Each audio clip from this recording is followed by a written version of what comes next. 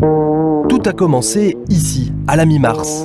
Frappé de plein fouet par la crise, Chypre ferme ses banques et provoque la colère de ses habitants.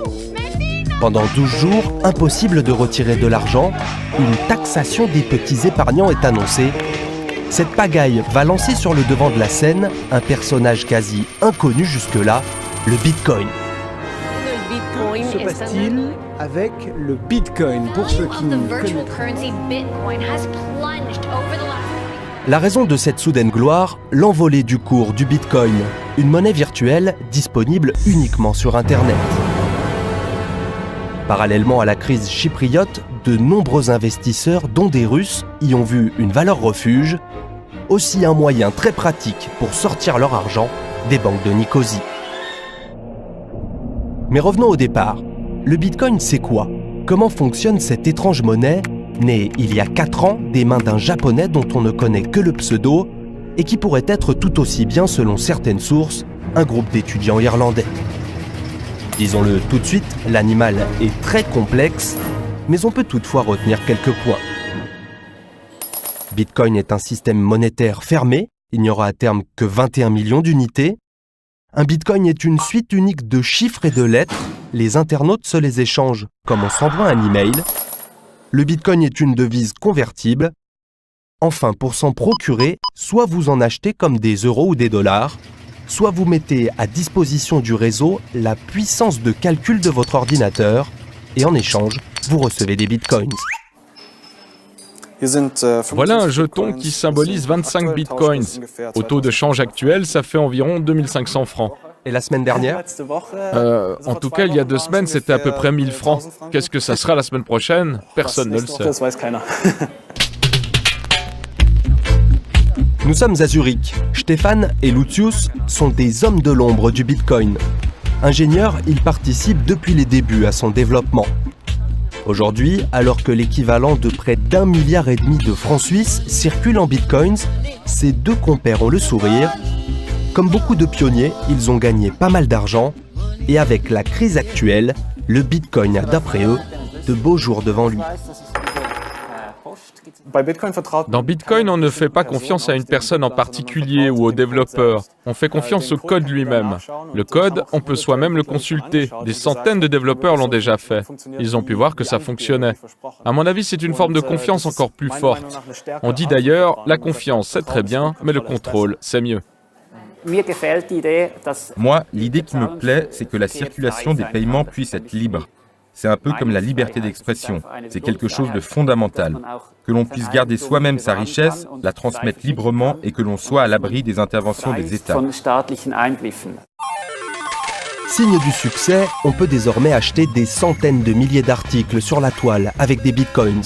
Des produits électroniques, de l'espace pour héberger un blog ou des données, mais aussi d'autres choses plus surprenantes, comme une voiture, de la bière belge, un voyage, ou encore cette maison vendue par un Canadien.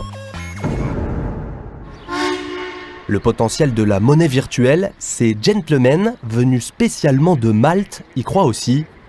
Ils pilotent un fonds d'investissement totalement dédié au Bitcoin. Il pèse déjà 11 millions de francs.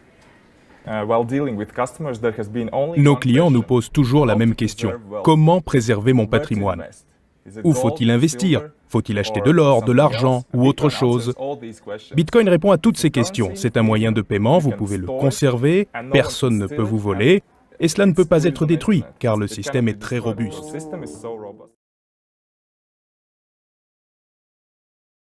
Bonjour Yves, bonjour à tous. Alors ce matin, Rémi, vous nous parlez déjà d'une révolution numérique qui pourrait nous permettre demain de nous passer des banques ou bien d'acheter une maison sans notaire, bref, de faire sans ces intermédiaires. Cette énorme révolution qui pourrait bouleverser nos vies porte un nom, la blockchain. Oui, vous vous souvenez Yves de la première fois que vous avez entendu le mot Internet? Oui. Eh bien, vous vous souviendrez de la première fois que vous avez entendu le mot blockchain, la chaîne de blocs en français.